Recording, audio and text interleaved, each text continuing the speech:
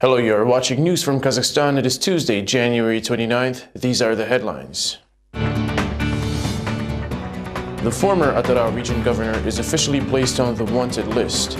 Birgay Raskaliyev's arrest warrant was issued 5 months after his disappearance. ArcelorMittal Temirtau miners are prevented from filing a lawsuit against their employer. Laborers demanded a so-called 13th month compensation through court. Court officials begin confiscating apartments from Astana's interest holders based on the government decree stipulating 1 apartment per owner.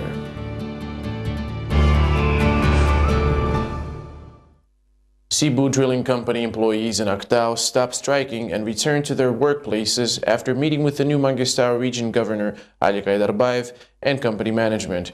Their demand to be paid the so-called 13th salary was satisfied. That, however, was not the only contentious issue. Chairman of the Actau Independent Labor Union, Kinjagali Suyuov, says laborers filed complaints to the prosecutor's office and that the Labor Department as early as last year in connection with labor code violations. Dozens of people are working at hazardous production facilities as we came here to find out who's in charge. Labor unions leaders say that officials and employers have covered up the conflict for a long time, but low wages pushed employees to take extreme measures. On January 26, around 800 workers at oil fields Buzachi, Zhetybay and Kalamys demanded higher wages, annual bonuses and quarterly payments. The labor union has also repeatedly noted violations as the company employed citizens of China despite the decree of the former governor to ban foreign labor. The question has been raised several times and regional head of administration Baurjan Muhammadjanov signed a decree banning employment of foreign workers by the company. As you can see, this decision is not executed. Even the president said we should fight against this as it leads to social tension and corruption. It is really turning into a witch hunt now. As for miners, it is becoming less likely that they will get to see the 13th salary. The court refused to entertain their action against ArcelorMittal Temirtau, demanding changes in the collective bargaining agreement. The Kurgal coal miners' labor union says it attempted to regulate this question with the industrial giant before, but never received a response. In court, however, the judge offered to settle with the company peacefully. According to the court, the union didn't go through pre-trial procedures to settle the dispute, and therefore it refused to review the suit despite us actually filing one in accordance to the civil code. We intend to appeal the decision. In turn, ArcelorMittal Temirtau lawyers claim to receive no complaints from the union. Therefore, per labor contract, only metallurgy workers are entitled to receive the annual bonus, but on the condition they meet the yearly plan. This leaves miners without such bonus. This labor contract was approved in 2007 and miners haven't had any issue with it before. This year they complained about discrimination when compared with metallurgy workers' conditions. They can make all kinds of demands, but are we supposed to respond to all of them? It's a bit unfair, don't you think? The labor contract is a legit document and an internal regulation of the enterprise. The management of ArcelorMittal promises to enter talks with the workers. However, the miners don't seem to believe in the positive outcome and are ready to take the matter to the regional court.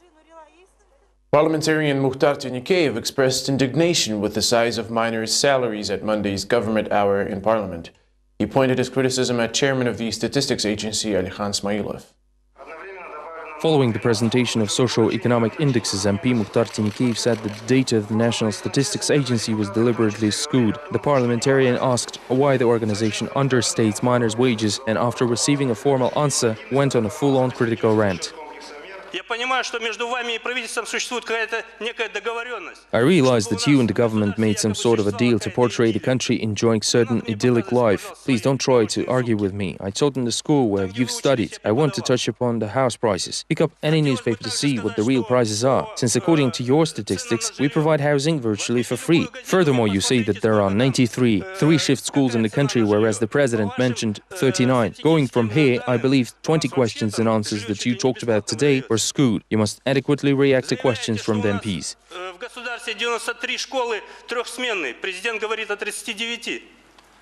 Corruption charges were officially pressed against former Atara region governor Birgay Raskaliev. It was announced at the Agency for Economic Crimes and Corruption special briefing. The former high-ranking official was placed on the wanted list for embezzlement of budget funds in the amount of billions of dollars. The former administration head is mentioned in 42 corruption cases involving regional authorities and contractors. The total damage to the state budget comes to about $280 million. According to some media sources, the former official and his brother, former MP Amanjan Rizkali, both currently wanted on fraud charges, were spotted at a London restaurant in early October 2012. The brothers disappeared after Birgir Rizkaliyev was relieved of his governor's chair back in August last year. 42 criminal cases were instigated against the Tarau regional administration officials and contracting organizations and committing corruption offenses, resulting in damage to the state budget in the amount of $280 million. At this point, 9 suspects have been detained, 6 placed under effective house arrest, 1 is under travel restrictions, and 12 remain on a wanted list on the charges of engaging in corruption offenses and taking part in activities of organized criminal groups. Aman Saulik Public Fund's complaint against the National Security Committee Department was reviewed in Almaty on Monday in relation to the search and seizure of the fund's property. The press was not allowed in the courtroom. Aman Saulik Foundation seeks to recognize as illegal the actions of the Deputy Chief Investigator of the National Security Committee by Makov and make him return the organization's belongings. At the first trial, it was revealed that all documents seized during the search were sent to the Mangistau region, where the criminal case against Muratbek Kitibayev is being investigated. Another hearing is due on Wednesday, January 30. The office was searched without any representatives of the public foundation present. Moreover, together with our head Bahit Tumenova, I was never shown any official documents. We were provided a search warrant and a protocol only after the investigation activity was over. The head of Aman Saulik Foundation, Bahit Tumenova, wrote an open letter to the National Security Committee chairman, Nurtay Bakayev, asking him on what authority the premises of the foundation had been searched and why security forces seized documents and employees' personal belongings. The letter posted on Aman Saulik official website has not received any response yet. Court officials began confiscating apartments from interest holders that own more than one apartment, thus implementing the Cabinet of Ministers' scandalous decree, 1 apartment per owner. On Monday, Aziya Batarbekova was evicted from the Alty-Gasir residential complex, and the keys were given to another interest holder. We followed the events in this story.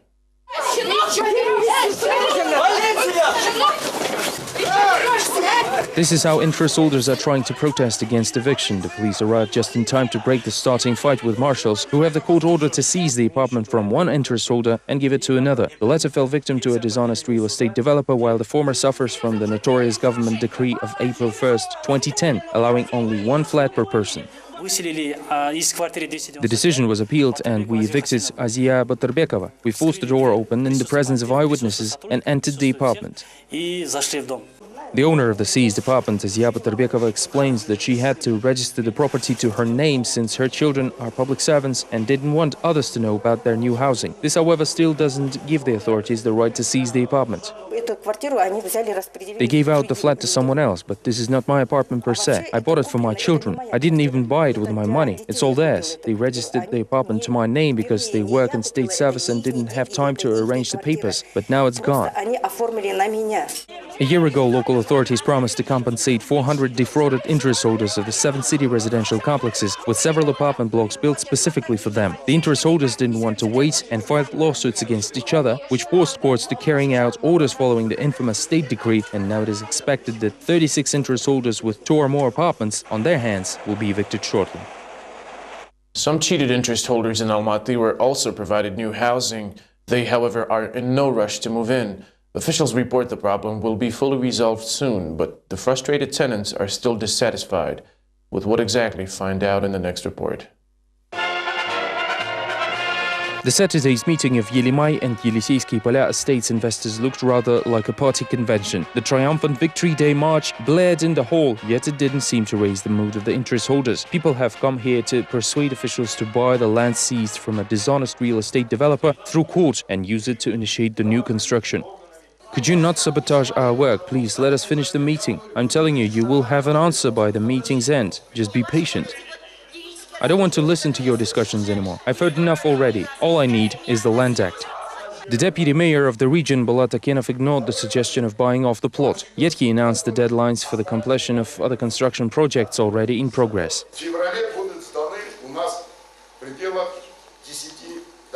We plan on commissioning about 10 apartment blocks in February. By April 15, we're planning to turn over the other 4. After that, the officials switched to offensive and said that while apartment blocks are already available, their tenants are nowhere to be found. Unfortunately, there are only 69 individuals who actually moved in, while the rest, 81% of them, still haven't. The utility rates for the new residential complex have already been made public. That is probably the main reason most of living space is still unoccupied. Do you want to know why people haven't been moving in there? It's because of the utility rates, which are much higher than in Almaty. The rates should have been lower because it is located in the region. The interest holders have been waiting for their apartments for 6 years already. They are very skeptical about the new deadlines. They keep promising and trying to calm us down over and over again. Yet this time, listening to authorities, I want to believe they will keep the promise and will receive our apartments this spring or summer. We've been waiting for a while, so we'll just wait a little more until April. I hope we'll finally get our apartments, and of course I hope their quality is good. In the last 6 years, members of Yeliseyskiy Polya and Yelimay housing cooperatives have been constantly visiting local administration, wrote letters to the president, appealed to MPs and organized protest rallies.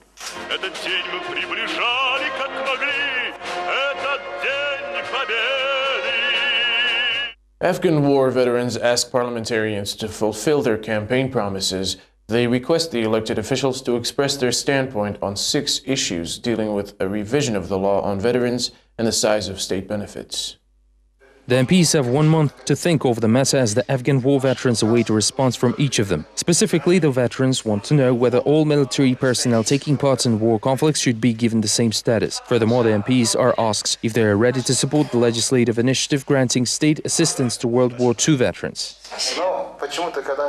For some reason, when these people get into parliamentary seats, they completely forget about everything. It is not clear why they act like this. It seems like they follow their personal interests once they become MPs and completely forget about our group and other respected citizens. The nation celebrated an anniversary on Monday. Deputies of the Supreme Soviet ratified the Constitution on January 28, 1993. Many public officials, including chief executives of that time, called it an embodiment of democracy. We turn to the next story for more on the subject.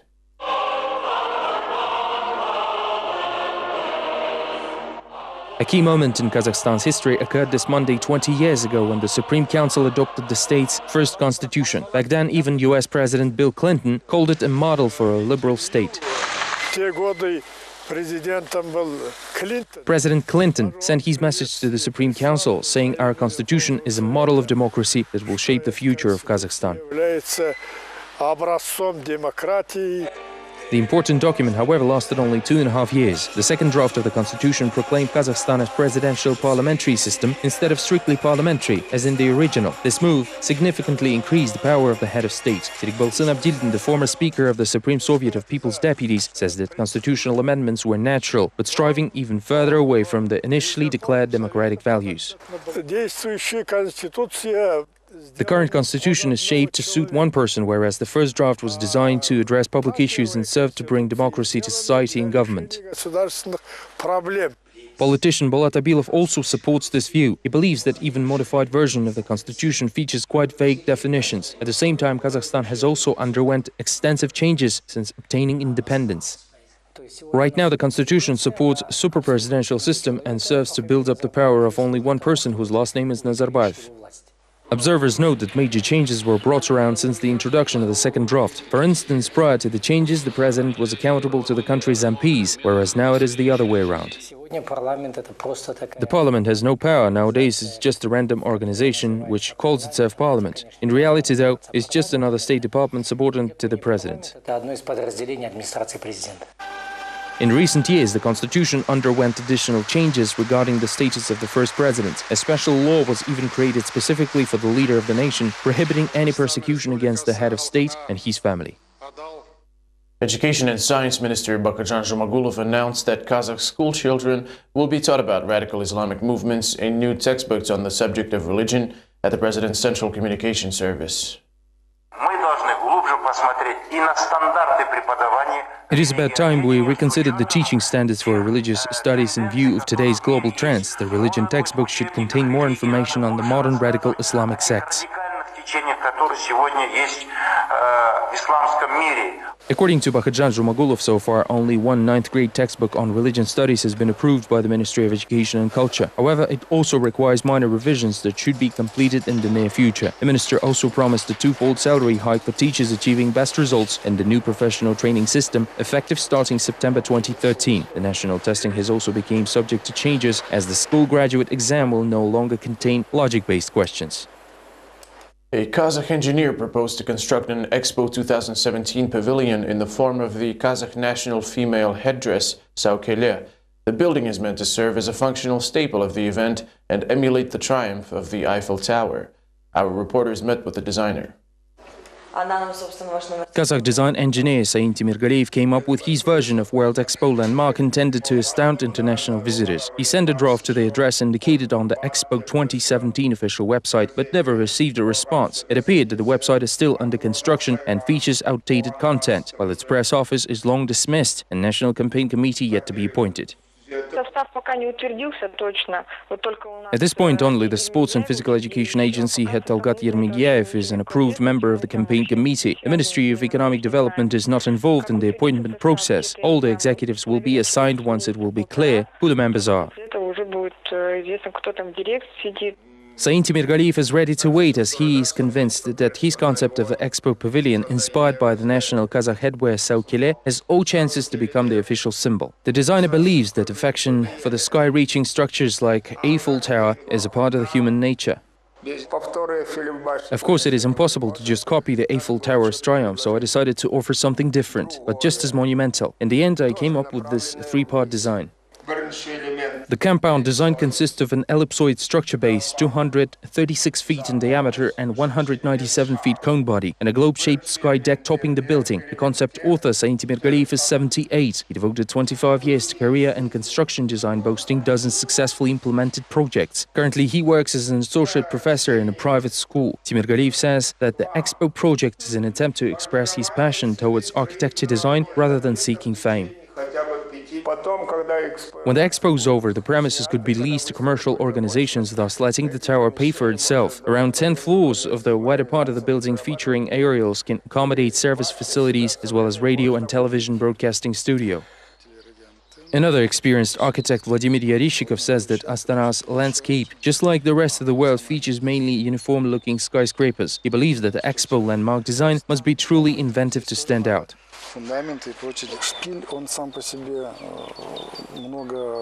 The concept of needles and spires has already been implemented in way too many television towers and other constructions around the world. We should come up with something as unique as distant as, say, the Gherkin in London.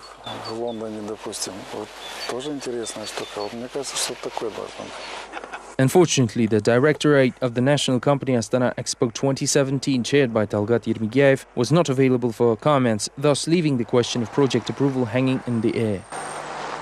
That is all we have time for now. Thank you for watching. See you tomorrow.